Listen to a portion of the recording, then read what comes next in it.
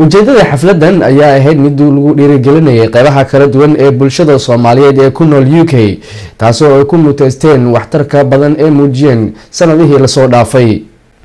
xafladan ayaa waxaa soo qaban qaabiyay ururka HAYA oo ah urur alaba u taagan dhiirigelinta iyo waliba horumarinta bulshada Soomaaliyeed.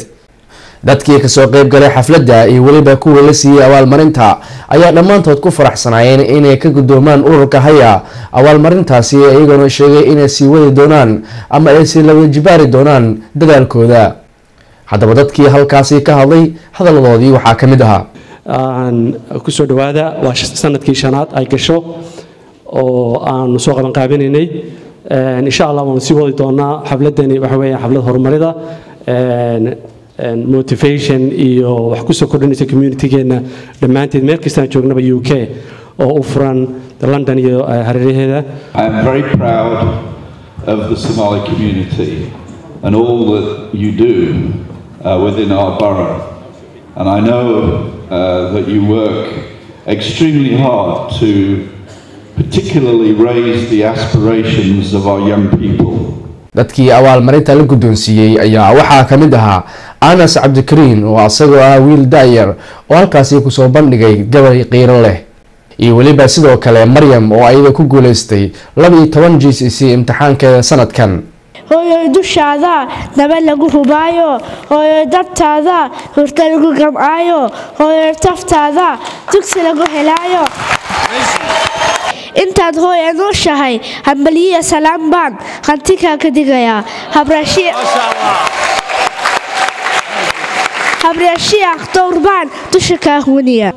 And I achieved 12 A stars and more, and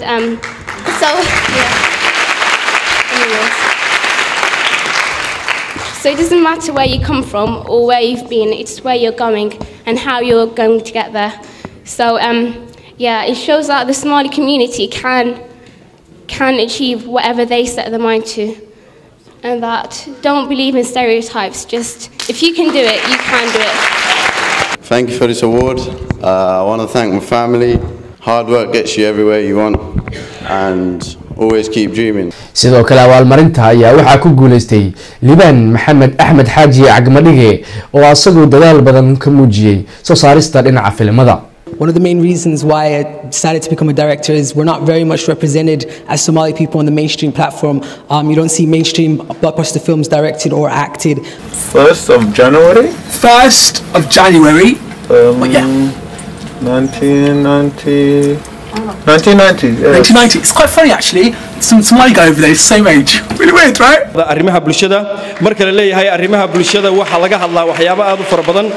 barnaamijkaasi waa barnaamij uu daadihiyo Abdirashid Maxamuud oo caawa halkan jooga kuna guuleysanaya awardkaanu ama hadiyadan qaaliga waxay u soo yeeshay dhammaan shaqaalaha TV-ga Universal oo ayagu mar walba igala shaqeeya barnaamijkan iyo sidii loo soo saari lahaa una u noqon lahaa mid ummadda wax u tara waana markii labaad ee barnaamijka arrimaha bulshada uu ku guuleysto hadiyadan sanadlaha ee hay'adda HAYA ay bixiso ayagana waa u mahadcelinayaa dhammaan TV-ga Universal shaqaalihiisa meel kasta joogaana iga caawiyay ama qayb ka qaatay waa u mahadcelinayaa haddii Universal TV uusan jiri lahayn xaqiiqatan waxaanu ma suurtagelin lahayn.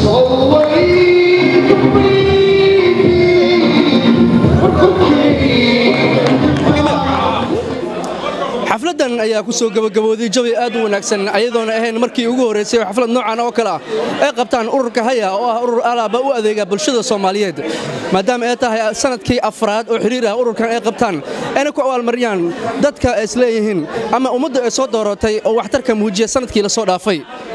Abdirashid Maxamed Abdirashka Universal TV galbeedka London.